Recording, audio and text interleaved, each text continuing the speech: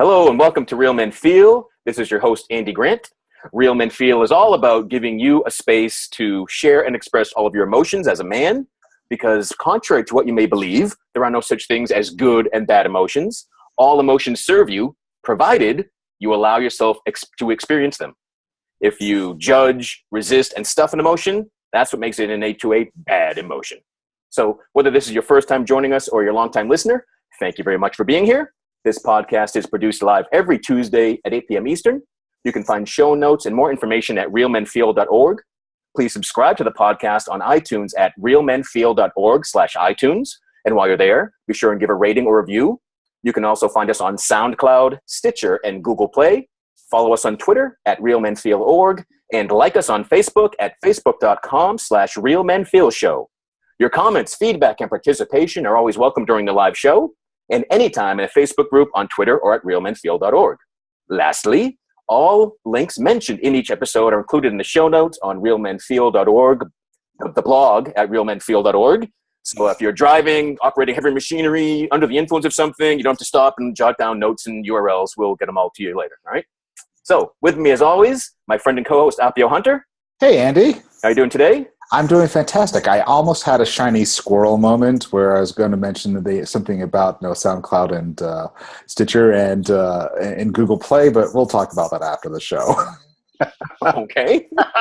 Yeah, I was like, I just had a total squirrel moment about that, and I'm like, oh yeah, we forget. We oftentimes we always mention it, but I realize we don't have it on the site. Yes, we do. We do? Maybe I've somewhere What else. site do you visit? Anyway, I assure everyone listening, if they visit the site, they'll find links to all those different apps. They will be there, yes. And so I'm really excited about tonight's guest. It's Jordan Bain, who is from the Modern Mystery School. One of the coolest things I did this year was discover and become initiated into the Modern Mystery School.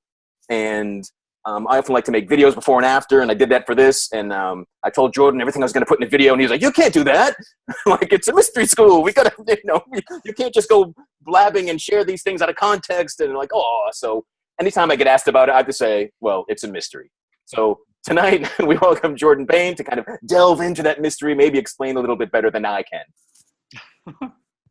Welcome, Jordan. How are you tonight? I'm doing great. Thanks, Andy. Cool. Thanks for having me on the show. And can you hear me okay? Yeah. Sound is good. Yeah. Great. There's so many, questions that people have when they first hear a term like mystery school. And I think a lot of people, including myself, when I first was exposed to that term and that concept, just kind of are like, okay. I mean, and they're not sure either how to approach that idea or why someone would be interested in such a thing.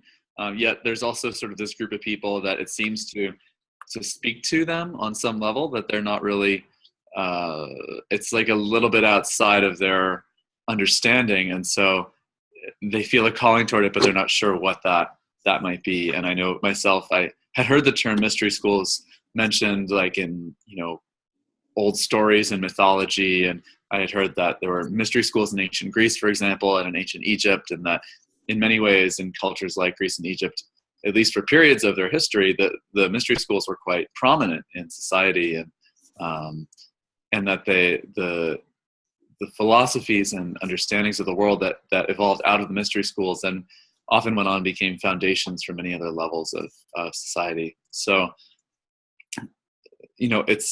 it's something of a mystery how people find a mystery school as well, and why, and what time in their life that kind of pops in, because I don't know exactly, even to this day. I originally found the mystery school about 12 years ago and became initiated about maybe 11 and a half years ago. And I'm not sure why then, instead of sooner or later in my life. Yeah, I think it was that old show In Search Of that I first heard the term mystery school, and I'm not even sure if I thought, well, is it a myth? Were there like a real structure and people knew that they existed? Or and also since this is Real Men Feel, back in the day when these were beginning, were they exclusively for men, or did that kind of divide or not exist? Mystery schools, to my knowledge, and I could be wrong, really have always been for both men and women. There are, of course, many different systems of spiritual training across the planet, which are sometimes really intended for men and women, and some that are just intended for men or that are just intended for women. But as far as I know, the mystery schools have always trained both men and women. Sometimes there's been some levels of that training that are somewhat separated, or at least differentiated, maybe is a better term, for men and women. However, within my experience of the modern mystery school and the way that it has been taught for the last 3,000 years or so, it's been a universal system that's been accessible and intended both for men and women, and gives very similar results in life, both for men and women, although men and women have different energies and different structures within them, energetically, spiritually, of course, physically as well. And so men and women also do get different things, in my experience, out of mystery school, and have different, since this is Real Men Feel, have different emotional processes that result as an effect or a process that comes out of being initiated, and where people seem to need to go for their own evolution is unique as individuals, much more so than it is unique as men or women. Meaning, your experience as an initiate could be radically different than my experience as an initiate, and probably that experience is so much more different than a man or a woman going through mystery school. Does that make sense? Yeah, and that's what I liked about. This sounds silly. What I liked about my experience was that it was experiential. Yeah, The mystery school is not a lecture and test taking notion of a school. No, definitely not. I had to take a knowledge test for my Kabbalah teacher training, because Kabbalah is one of the few things that we do in the mystery school that really does involve at least a moderate need for structural knowledge of a system called the Tree of Life. And other than that, there's not really a lot of knowledge that's needed to really progress in our lives, except the knowledge of ourselves. Which is not book knowledge. It's not something you can't go read a book and learn all that much about yourself. You can learn theories and then apply them to yourself, but how do we know what to apply and when? So that inner knowledge is gained more through things like meditation, through introspection, through simple processes that I'm sure many people who watch shows like this have done, like writing in your journal or making creative art to express yourself, to express your soul, to express your desires, creating vision boards to say, this is what I want, and I want to put that up on my wall and reflect on it and let it sort of percolate through my subconscious mind. So something I also love about mystery school is that it really includes other ways of being, like things that you've studied in your life, whether it's meditation or Reiki or other systems of healing or shamanism, becomes suddenly more relevant and in context through initiation.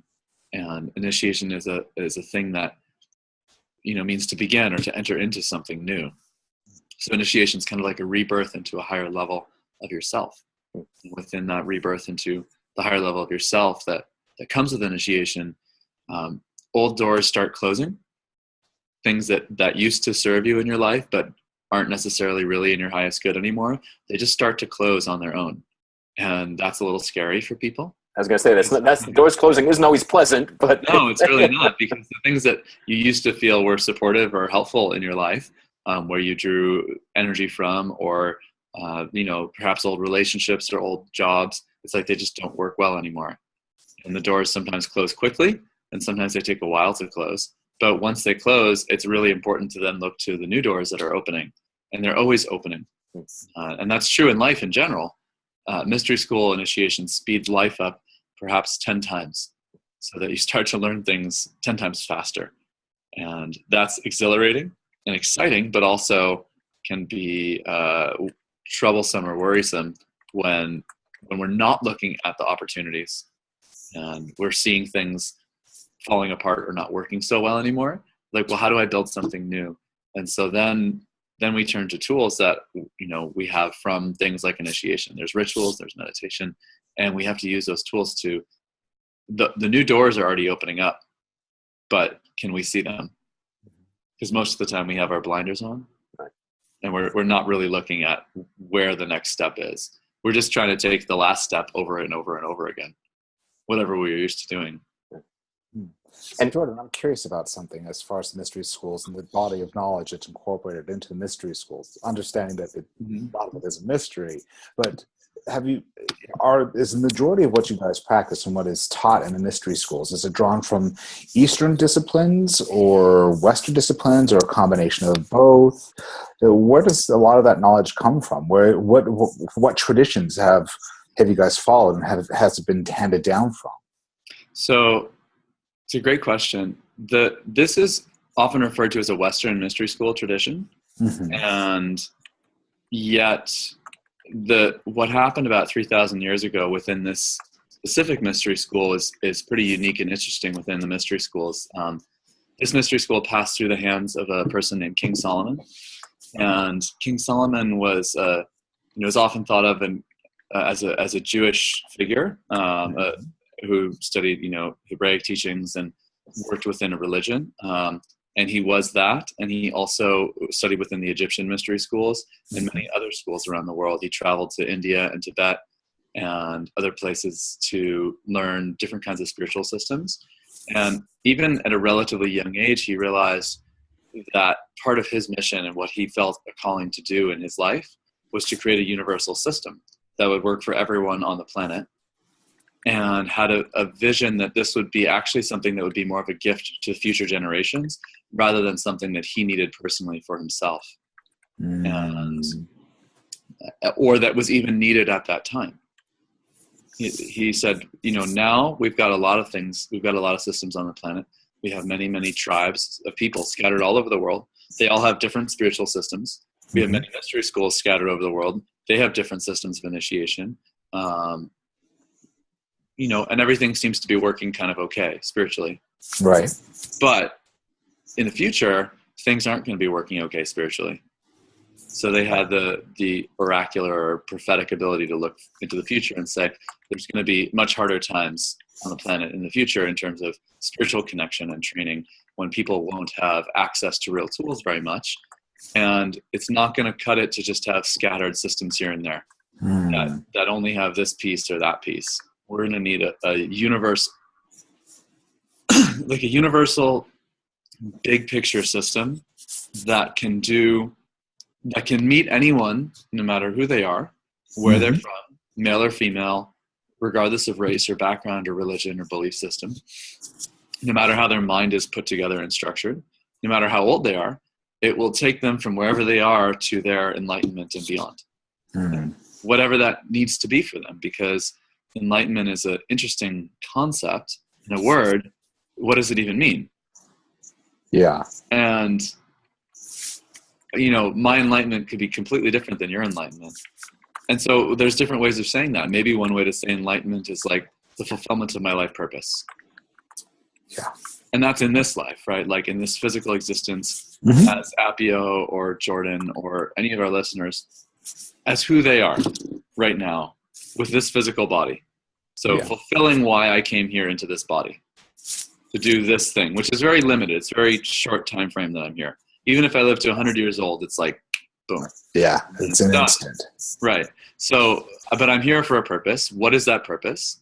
How do I live that purpose? And how do I have joy living that purpose? And so that was one of King Solomon's major goals, was to create a system that would do that for each individual and could be replicated at any point in history. Not replicated, but replicated for any person at any point in history. And it could be taken, it's not really replicatable in the sense of like, this lineage, if it were ever lost, would be lost. It's actually unbroken teacher to student in that sense. But the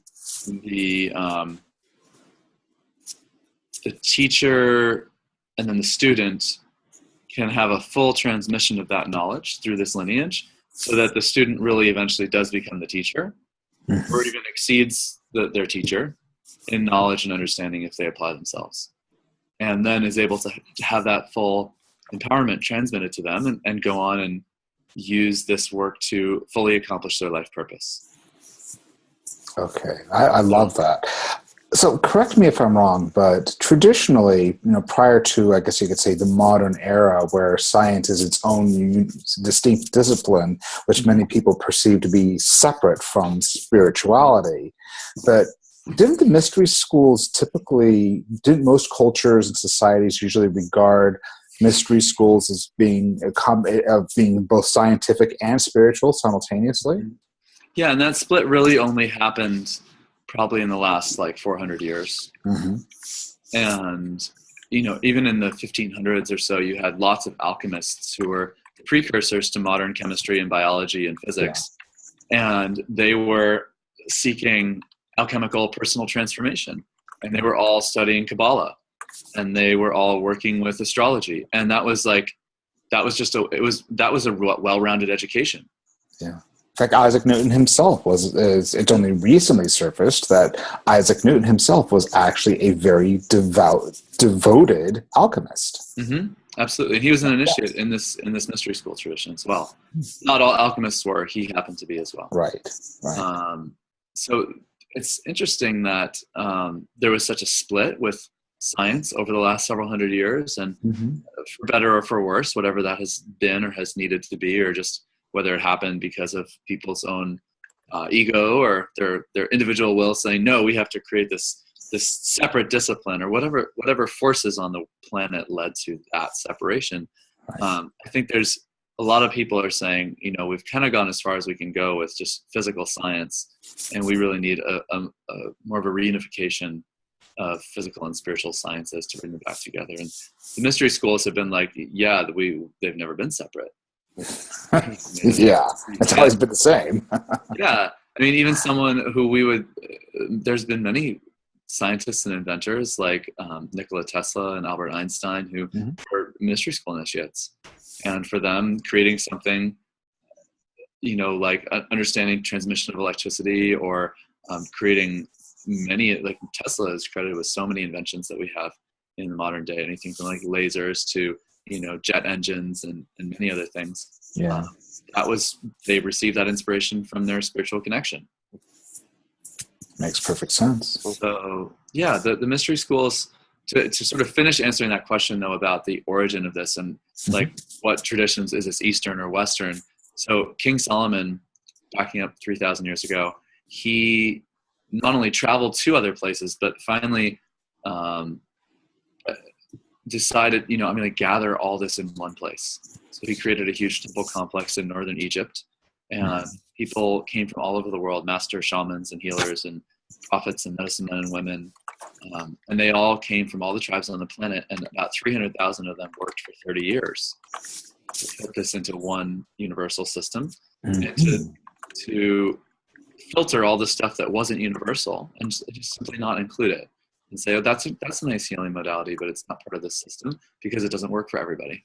It doesn't work in all conditions and contexts. So there's interesting stuff with this mystery school that made it very hard for me to believe was real. When I first found it, I was like, oh, come on, this ritual has like Latin and Hebrew and Sanskrit in it, all in one ritual. Are you kidding me?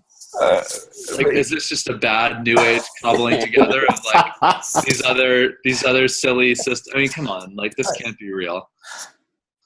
But it makes sense. It actually makes sense. That's what almost proves that origin story. Yes. Yeah, proves or hints at, or you know, encourages. I'm not sure, but because you know, it's certainly something someone could have just cobbled together from like lots of interesting new age books. Yet, for me, the real proof is in the pudding that it produces results that I'd never seen before with anything else. Yeah. One thing about this notion of lineage that I really hadn't heard before the mystery school is the notion that it is teacher to student, live and in person. Mm-hmm. You can't take the online course version of mystery school, right? Yeah. It isn't in an encyclopedia set of books that you can just find anywhere and read up and get the same experience or knowledge. This is about as online as it can get from what I've seen. Is like talking about it. You know, I've thought about giving other webinars and stuff like that, and that can work. Yet it's really different to have this kind of experience, even on a web format like this. You know, hearing this, if you're listening to the podcast later on, or if you're seeing this live, that's one thing. And then it's really another thing to come to an intro or a class in person, where you step into a center or an office, and the whole space has been set up sometimes for several hours before you get there as basically a temple with sacred geometry. And it's not sacred geometry that you can even see. It's sacred geometry that's energetically imprinted within the room. And we teach that as well, so that people can learn to do that for themselves in their home or their own space or center or their cubicle at work if they want to. And you come in and people just feel like, invariably are like, oh my God, I feel so safe in here. I feel so joyful. I just want to smile when I'm here. I feel like I can go through my process here and no one's going to judge me. And it's not just, oh, there's nice people. It's the space itself has been conditioned and set with this really amazing energy. And so people walk into that in person. You just can't get that, through a computer like this. It doesn't work like that. So what sort of experiences for you as a young man growing up, brought you to the mystery school? Did you just like, oh, I know I want to be a guide from the moment you heard about it? Or, was it a lot of trial and error and different paths, or? A lot of trial and even more error, but so more errors than trials. All of the above. There was this interesting moment, not just a moment, but I really sort of started to wake up spiritually when I was about 11 years old, and that was a weird thing for the first 5 or 6 years of it, because there was no one else around me, family, friends, anyone that was doing anything like that. And I didn't know why. I was just called to go home and meditate after school every day. And I was kind of not really a particularly social kid to begin with, but then I didn't really have a lot of friends anyways, but I just wanted to go home and not do my homework and, meditate at a Sri Yantra poster on the wall, or like stare at a candle flame for an hour, and or go outside and do walking meditations and study trees and that sort of thing. And I did that more and more, starting around age 14. I started really doing daily meditation, 14, 15, 16, 17, and then started finding exposure to other things. Like I learned more about yoga and massage and energy healing and breath work and body work through several different classes. I learned about martial arts and Aikido, started studying yoga and Aikido when I was still in high school. And that was still really weird in terms of, this was 1996, 1997. And, like there was a few people who were like, oh, that's cool. And most people were like, I don't even know what you're talking about. Now it's so much more widespread. It's so much more normal that, a 10-year-old would know about yoga or meditation, even if they don't do it, or their parents would know about it. But it wasn't something that was going on at that time in the mid-90s. Was it just a yearning for something more? Was there a pain? Like what was driving you as a teenager to kind of be seeking out these not ordinary experiences, if you will? Probably a really fucked up childhood. That was weird in that it seemed on the outside like I lived in a really normal, like nice suburb, but had a lot of experiences within my family growing up of just like, there's something really off here. And it wasn't until many years later that I really was able to crack down into the childhood traumas of like, oh, that actually happened. That wasn't just like a nightmare. Or that thing went on in terms of that form of abuse, or that kind of, or what was the actual impact of those things within my life. And so I was seeking on some level, but didn't know why. Right. And I was seeking out of some kind of pain. Okay. So it was a personal healing quest without realizing consciously that I have some healing I must do. Right. And I think a lot of us start like that. Yeah. I was joking this past weekend when I was doing an initiation class this weekend, and a dear friend of mine from the UK, Martina, who leads the Healers Academies in the Mystery School internationally, she came to Boston she's come here several times to teach something called Galactic Activation, which is this amazing 2-day program where you turn on all these holographic layers of your spiritual blueprints and DNA and tree of life. And, it's just incredible. But she was here and she saw a brochure that I had made. I didn't grab a copy of it for right now. I have some downstairs that says, I am ready to change. And she was like, this is the worst title for a brochure ever. Did I tell you this story? No. She was like, no one wants to change. She was like, Now, if your brochure said, "I want you to change," Yeah, That's a then seller. you'd have a really good brochure. You'd have a line on the door. You know, we can't necessarily market dishonestly like that, but it's true. I mean, like, I thought, well, I'm okay, but you know, for whatever reason, I'm drawn to these tools and these healings. And you know, another mentor of mine in the mystery school, Verla, who came to Boston about 5 years ago for the first time to teach the Kabbalah programs here, before I was an apprentice and teacher. She got into the mystery school in 1999, and she was coming out of a corporate background and also had many challenges and trials in her life. And she said she went to Healers Academy. It was called something different back then. We called it Teachers Program, which is now a separate thing that we do. She went to Healers Academy in 1999. And when she first got there, her first impression was like, who are all these people? They're so messed up. They need so much healing. I'm so glad they're here. Because they obviously need it. And then the next year she came back and she was like, oh, these people have done some healing work. I'm really glad they're improving. And the third year she came back and she was like, wow, like, I'm so happy these people have changed and grown, and I'm proud of them, and it's really, this system must really work. And then finally she came back, so she's now 3 years into it. Like, she came back the fourth time and she's like, oh, I'm the one who needed the healing. But it really took her 3 full years. Wow. of this work to be honest enough with herself to say that. And her background in corporate was she was a personal development seminar leader. Oh, wow. So it's one thing to like lead a seminar and talk about this stuff, or even write books about this stuff. And it's another thing to live it and see it. And I love that mystery school. I love and hate that mystery school just like throws it in your face. So there's nowhere else to go with it other than to own it. Kind of like what Richard Bach wrote in his book Illusions. You know, we teach best what we most need to learn. Mm-hmm. Yeah, absolutely. Yeah. And every decent healer has to heal themselves first. No one, at least I've never come across someone that's just like is born at some enlightened perfection and begins healing everybody they meet. But yeah, and we have to really be able to hold that energy for our clients. So if we can't hold it for ourselves, there's no way we're going to hold it for clients. Right. Even just before going on the show tonight, I was like, okay, I need to take 2 hours to meditate. And I already did rituals and meditation earlier today. It was like, and there's only like 3 guests watching the show right now. But for anyone who would see this in the future, for whatever reason, it's like, okay, I need to, and I'm not talking about anything tonight, as far as I can tell, that I don't talk about on a normal basis, on a daily basis. Mm-hmm. But just to hold that energy and to be seen, it needs to be authentic. And there's a way that being initiated really helps a person hold themselves to account on things that maybe they could have weaseled out of earlier. Yep. They could have just worked their way around it or not felt. You know, this is real men feel, but you know, for most men, we don't feel.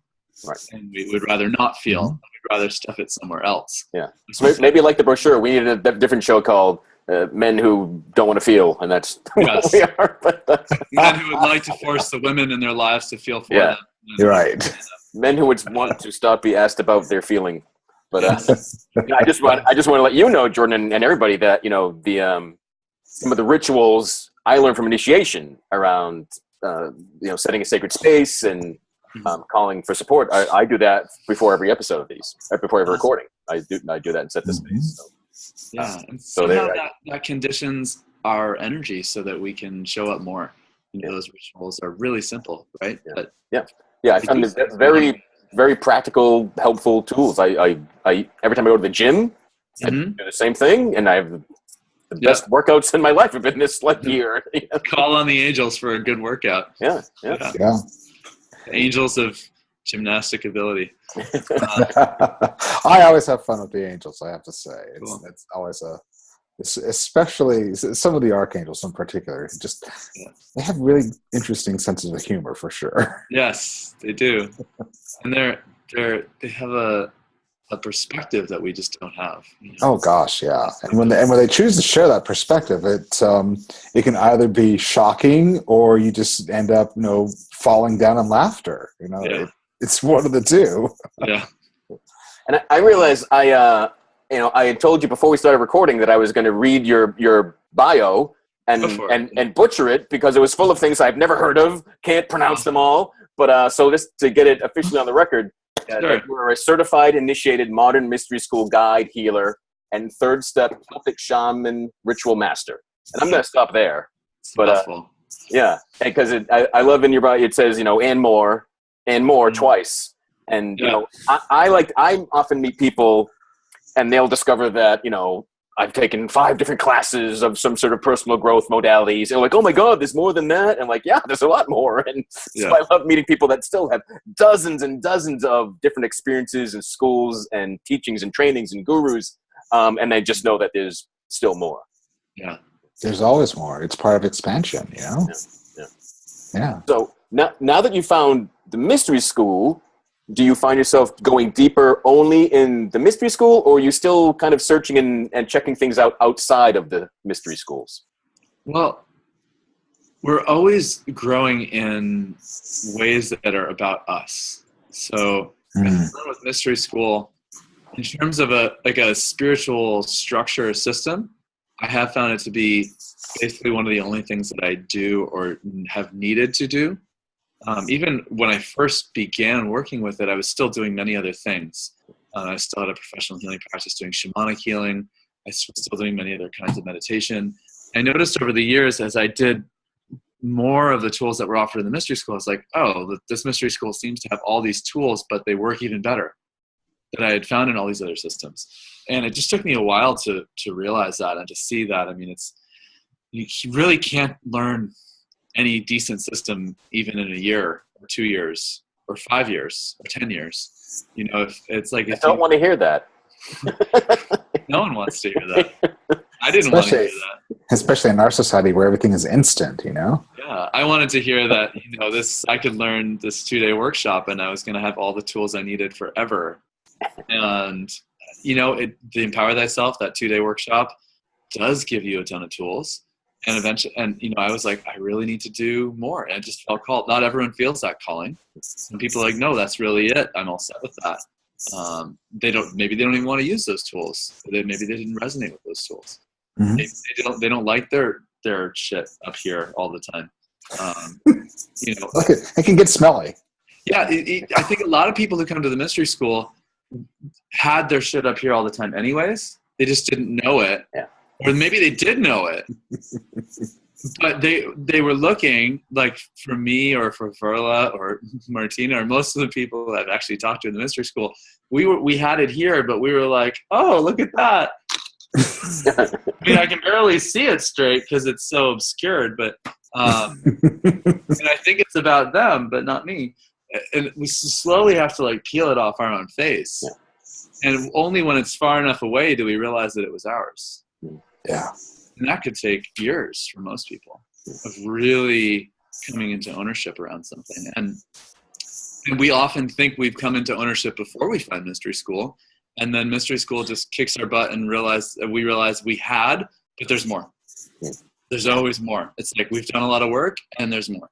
And I find that with mystery school trainings as well. It's like I'll do something in the mystery school. I'm like, wow, I really unveiled that. I definitely discovered that and I really healed it. And then I'm, it's like I get into a higher training and I'm like, oh, I did, but there's so much more. Right. And so do I use other systems? I have found that something that's really helpful that's a great complement to mystery school. In addition to, so mystery school is not really so much of a physical healing system. Like it's not like chiropractic or massage or acupuncture. So things like that are really valuable from what I've seen in mystery school. Mm-hmm. And it's not therapy. So people often need some kind of really good holistic therapist that's, by holistic, usually they're body-based. It can help a person through talking, sometimes through touch, but often just through talking to really listen to their own body and really become aware and conscious of what's actually happening with them emotionally. With themselves emotionally, and then guide them through a process that will let them release those old emotions. Mm-hmm. And I found that mystery school is not, we don't, at least from what I've learned over the last 10 years, we don't really have a lot of tools that are heavily process oriented, like heavily emotionally process oriented.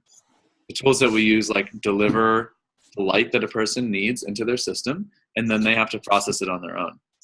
But what if you didn't really learn how to process your emotions growing up? I'm sure that's why part of why this show is on the air, right? So, so there's lots of good different kinds of, you know, holistic talk therapy out there that will help a person, male or female, learn to guide themselves through their emotions. Cool. Sure. So that's kind of, and pretty much everything else. Like I definitely get massage and chiropractic, and I do other kinds. You know, I do that kind of therapy. Like I receive those things myself. Yeah. But in terms of real spiritual tools, I have found everything that I've needed within the mystery school. It's been pretty amazing. Awesome. And so I wonder if in your 12 times of involvement with the 12 years of involvement with the mystery school, have you, you know, been aware of any increase, decrease in the amount of men coming into the programs? I think it's probably increased over the years. I'm not sure that it's increased since I've been doing higher trainings, which has been about 6 years now. I think in the beginning, from what I heard, it was almost all women. And I think over the last 5 or 10 years, it's been much more balanced. So it's maybe like 70-30 women to men. Cool. I think that's kind of a normal ratio in a lot of classes. It depends. Maybe sometimes like 80-20 women to men, depending on the training. Yeah. I was always impressed that the classes I've been to, you know, through late 90s, early 2000s, I was just used to going to things and being the only guy or one of a handful of guys. And I've always been impressed. You know, I don't think the men have ever been the majority of a program I've been in, but it's healthier than other times and other programs I've seen. I did have an initiation class a few years ago that was 4 people and it was all men. And I was like, oh, whoa, it's all dudes for the weekend. That's interesting. But yeah, there's usually, you know, and I in the way that I serve people, I've had different intentions at different points. Part of my purpose or mission for this phase right now, for the last year and for the next year or two, is actually really more to work with women. There's a way that women need to really lead in a certain way on the planet and need a certain kind of support in that. And right now are being really challenged on that. And so that doesn't make men's work like less valid. It's just, at least for what I've been directed to do by those higher beings or angels or archangels or masters of light, non-physical guidance coming through for myself personally. This is not true of the mystery school in general, just me personally. Gotcha. I've retargeted my whole branding on my website to, it doesn't say this, but it's really more focused toward specifically supporting women and doing specific things on the planet. That's actually kind of behind the scenes. Like, it's not obvious if you go to my website. But energetically, on a higher self level, that's who my website's talking to, is a certain kind of woman who doesn't know it, but has a really big mission, a really big purpose to make certain kinds of leadership changes in the world, possibly just by making those changes within herself. So is that at all, because does that kind of the vibe that like masculinity has led us astray or failed us in some way, or just that women need to step up? No, there's interesting teachings that are pretty revolutionary for most people to think about, because they have a big potential charge, and having those delivered by a man is not very welcome. But there's a way in which the mystery schools have always taught that women are the cause.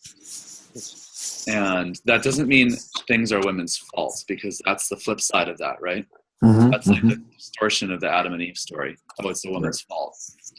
But there's a way in which women give birth to all the energy on the planet.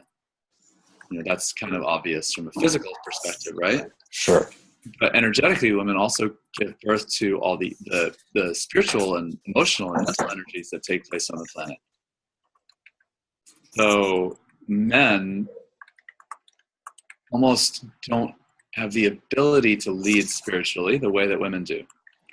That's not, see, this is a really like delicate thing to talk about, because Sure. it runs the risk of really disempowering both men and women. Mm-hmm. No saying like, oh, well, what are we going to do as men? Because we can't do anything. That's not what this is saying. And then it's like runs this huge risk of finger pointing at women and being like, well, why don't you change? Mm-hmm. So it's neither of those things. It's that it's just talking about the energy of how creation gets sourced here in this world, here in the physical planet Earth. Mm-hmm. Energy needs to come here through women. And so the Dalai Lama, for example, has said the world will be saved by the Western woman. Right. And that's a very interesting statement, you know, and it's not something that he said for political expediency to gain followers. Right. No, it was something he was inspired to say. You know, I keep getting an impression, there's a word that just keeps repeating over and over and over again as you're speaking, and that is particularly when you're talking about, you know, the birth of energy. Mm-hmm. The word that just kept coming to me over and over was balance. Mm-hmm. It's about balance. It's about achieving balance. Mm-hmm. Understanding, you know, the delicate nature of what we're talking about empowering and disempowering. Mm-hmm. Or, you know, and our words, physical words, and the way that we process them tend to be very imprecise. Mm-hmm. And, you know, so understanding things, and so yes, absolutely, particularly when you get into the whole emotional aspect of words and the emotional attachment that people have to certain words. That's where the misunderstandings come through, and that's where I think, you know, this is the impression that I'm getting, where the mystery schools can serve us so well, which is helping us to understand just the emotional nature of that energy, the emotional nature of everything, and the balance that comes from working on self, understanding self. Yeah, and our self is, you know, both male and female. Mm-hmm. And Mm-hmm. there's just a different balance, like you said. Mm-hmm. It is about balance, and what is that balance for men and women? It's different, and it's different for each person too. Not everyone really has the same balance of male and female energies within them. So being able to access the feminine energy, there is a way that it's done a little more primarily through women, but men have to access it as well in themselves. And it's the energy that really needs more healing on the planet right at this time. There's been times in history, even recent history, when the male energy has needed more healing. Yes. And right now, it's only a window of maybe a few years right now, but the feminine energy needs to go through a certain healing process before it can rebalance. And I don't even know the extent of that healing, and I'm not a woman. But I know that there's been a certain flow that's come in over the last 6 months where I've been really guided, okay, your practice needs to refocus right now. And this guidance could change in another few months or in a year or two from now. Just like, this is how you're serving at this time. That doesn't mean men don't come through my healing practice. They do all the time. But just that there's a higher intention coming through from the hierarchy of light and from the angels of like, this is really where we want things to go right now, because they need to go in this direction. And when it's rebalanced, we'll let you know. Has it been more of a societal thing that's kind of led women to forget their own power and that they are cause of everything? That's a great question. I'm not sure. Okay. I'm not sure what it's been. And it's things that, you know, things play out in society, right? Like, we have a president who thinks it's okay to grab women by the pussy, and that there's something wrong with that. But without judging it and saying like, well, he's wrong or I'm wrong, it's like, no, that's just not the kind of world. That doesn't create harmony. It doesn't create flow. Like, in order to create, we have to have male and female energies flowing together. And when there's abuse and disrespect, they can't flow. And I don't think most women would say that they feel really respected by a comment, or that the intention behind that sort of a comment. You know, if maybe some women say, oh, that's really respectful, and you know, that's their perspective, and I wouldn't try and argue with them. But from my experience and from most women that I know, they would not find that respectful to be treated in that way. So but yet going beyond our ideas, we have to always look at the results to see where something's really at. So what are the results of thinking like that? So, we're at the verge of another mass extinction because of how we treat the earth. And the earth has a more feminine charge to it. Okay, so there's something there. Like, we're treating the feminine like garbage. We're polluting it. And both men and women are doing that. So why are we doing that? What's the healing that's needed to stop basically the destruction of the feminine on the planet? And men need to do that too. There is a way that somehow right now it seems like women need to lead the charge on that. But men are going to have to really also follow suit. Right. It's not men versus women sort of a charge. It's just women taking the lead on this mission. Yeah, or at least on this phase of this mission, on the rebalancing and understanding what is the divine feminine, and where do we? Because that's much more, at least with the topic of the show, real men feel. The feminine is more the feeling aspect. This is not real men think. Right. So. Because I find all men think too much, which creates the need for real men willing to feel. Right. Mm-hmm. So that's part of the balancing here as well. And how do we come to that space of feeling within ourselves and feeling good about that? Feeling good about feeling. Oh, right. Yeah, I want to feel. And when we do that, there's usually peace. Or at least there's a road that opens up to peace. Right. When you're okay with feeling. Yeah. That's what I found. On the other side of every uncomfortable feeling I've ever had has been peace.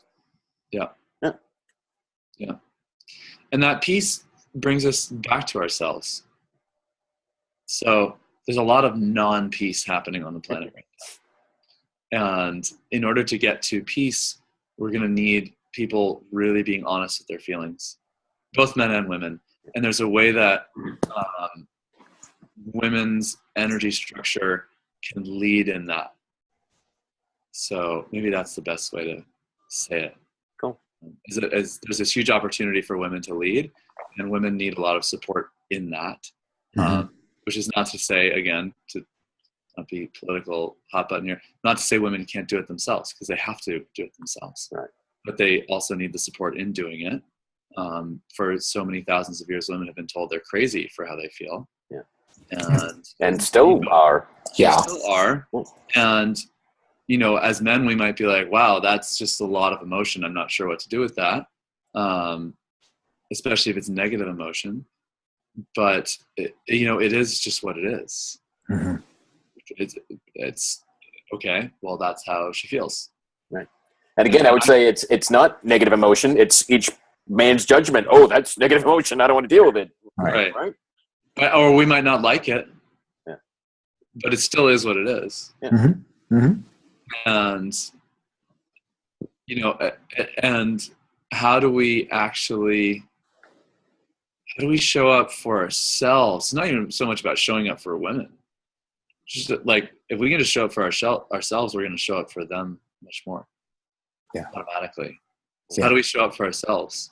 Because there's no way we're going to show up for interaction with feminine energy if we can't do it inside of us first. So, I really have not found any better system than Mystery School for being able to hold that space within myself, like to hold that container within myself. And so much of, I think you were asking earlier, Appio, or maybe it was you, Andy, what really called me to this was that inner wounding of not being able to hold the container for myself, of whatever happened in my childhood, which is many different things. We all had challenges in our childhood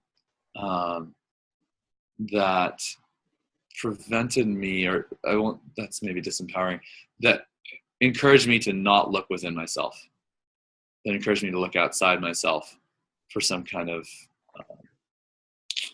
emotional functionality. Mm-hmm. Well, also there's that element of our society which teaches us from pretty much from the time that we're born to always look outside of ourselves. We're so externally focused that we tend to buy into that illusion. And it's only through the trauma and through the those huge challenges that happen, sometimes at an early age or sometimes in our lives, that causes us to open up to that and to start to look inside instead, because we realize that outside, instinctively, we know that outside it's not there. Mm-hmm. Yeah. There's something that it's usually that pain for most people I've ever talked to that leads us to desire that, and desire that strongly. So, maybe there's so much more I haven't even discovered yet because my desire is very strong. And there's also these other je ne sais quoi factors of like, we don't know all the places that our desire comes from, because maybe a good chunk of it comes from our soul experiencing this world and having its responses and reactions to this world. And there's a lot of things that the soul comes into this world and is like not okay with about the way the world is set up, about the way our society is set up, about the way, just in this example, of how women are treated, the way that men are expected to not feel, the way that, it's like, it's so normal to just start a war in our day and age. It's just a normal thing. Like, we don't like this, what's going on over in this country because they don't agree with our policies, or that's inconvenient for us. So we're going to bomb them. Yeah. Or we're going to send troops, or we're going to, intentionally assassinate their leaders or destabilize their governments. Or we've done this in dozens and dozens of countries all over the world for years.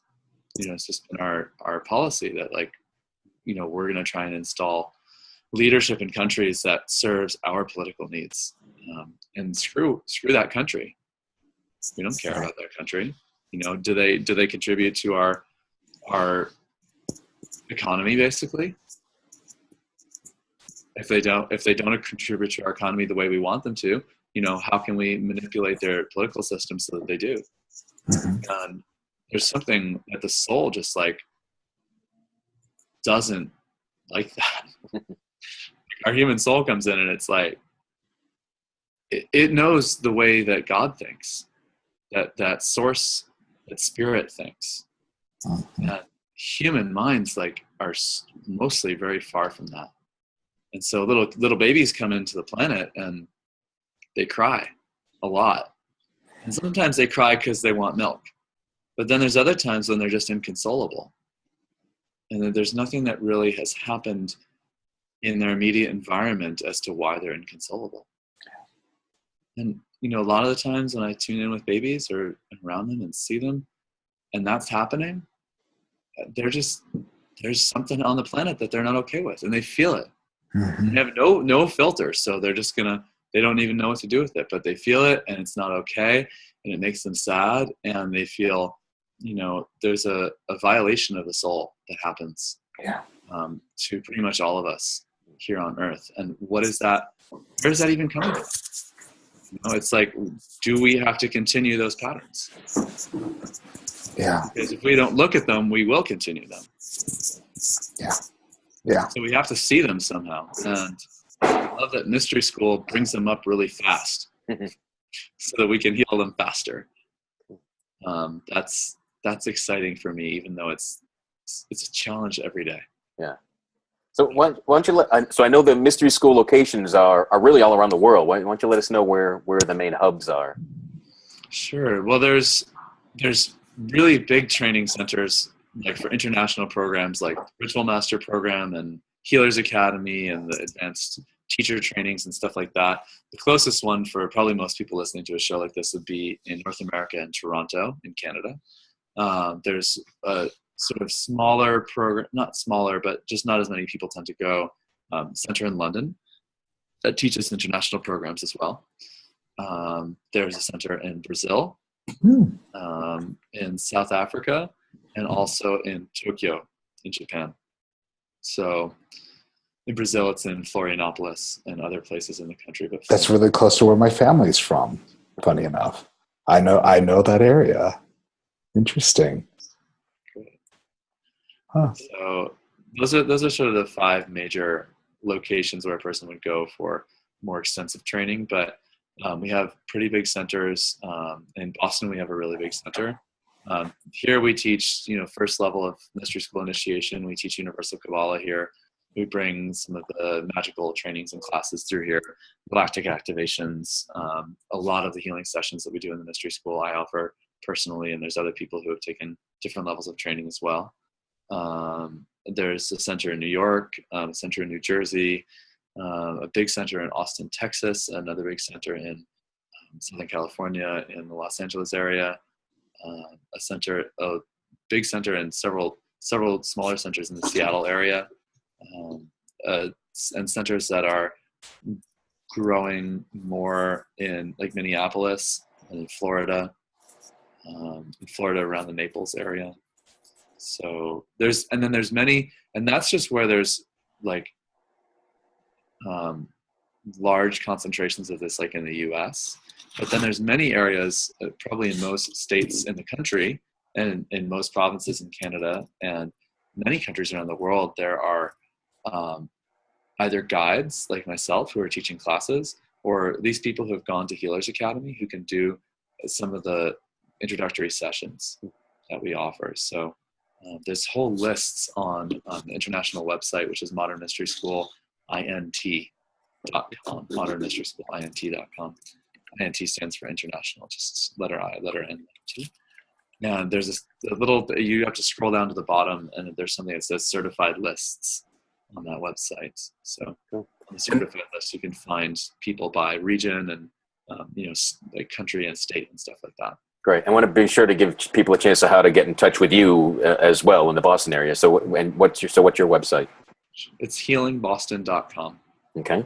And you've mentioned Kabbalah a number of times. Is it possible to quickly share what that is?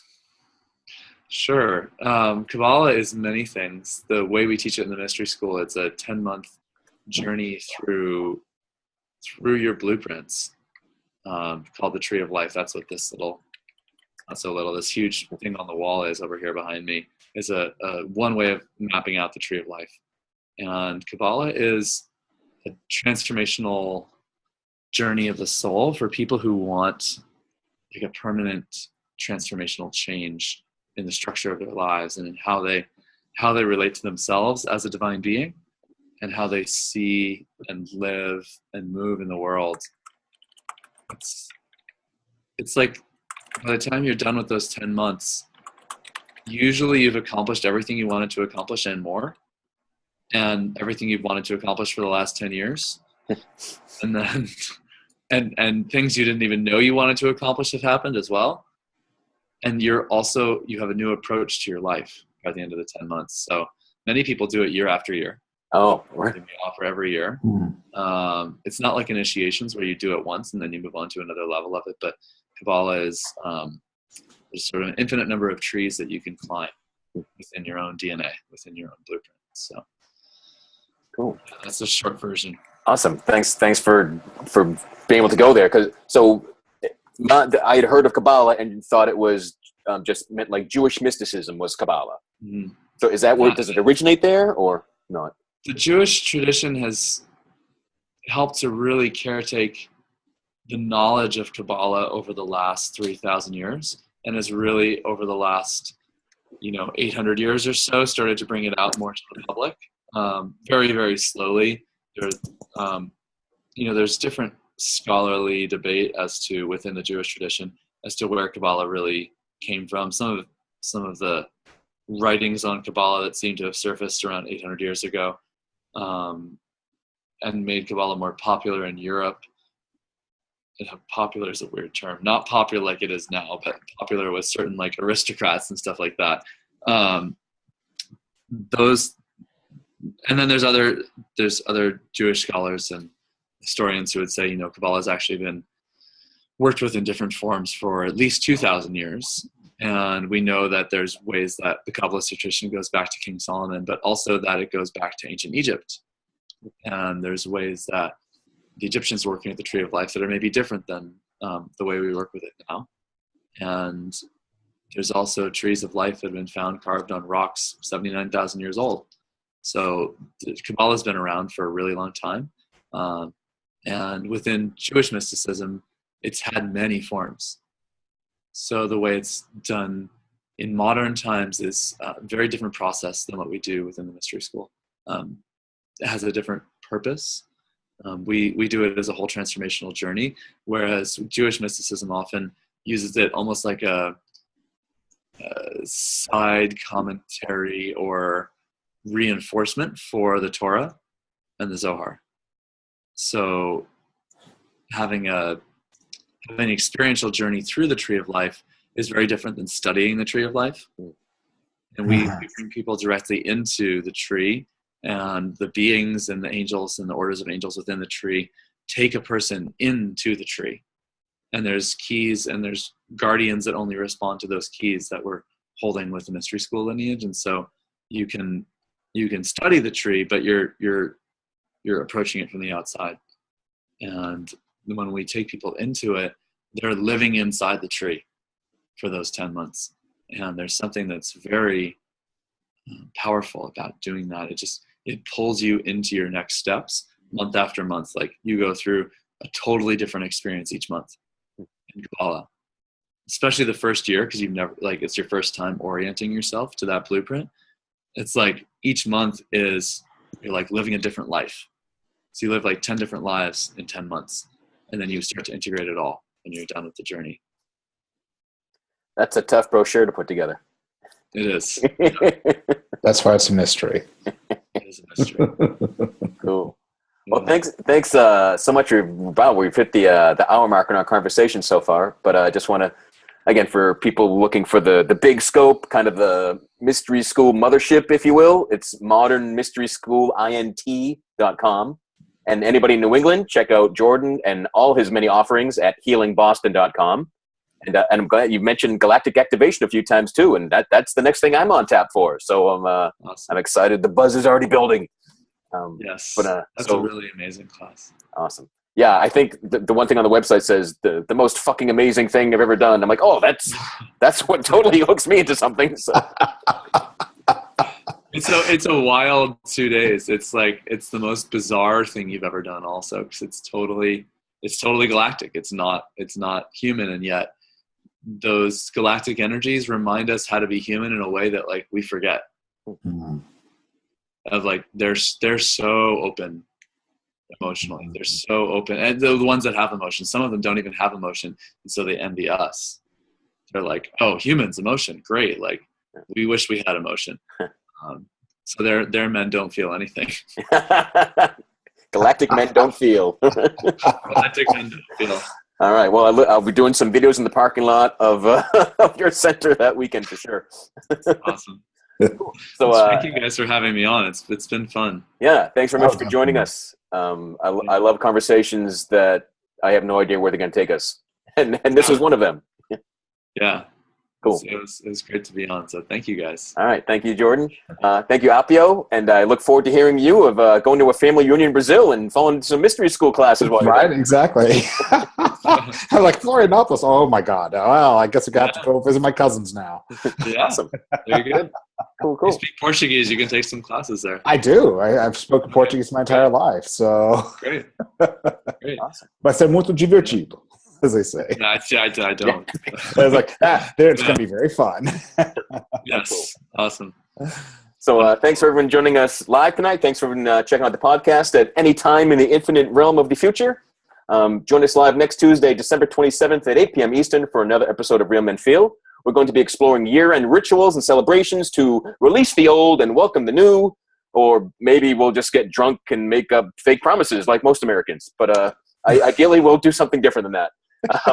Just make shit up. Yeah. So then check out realmenfeel.org. Join the Real Men Feel group on Facebook. Share what you thought of the show. Give us a review on iTunes. Comment on the blog. Share the show. Reach out to us at realmenfeel@gmail.com if you have any sort of private conversation you need to have with us. Otherwise, we look forward to being with you again soon. Be well, and thanks again. Awesome. All right, everybody. Thank you guys. Have a good night.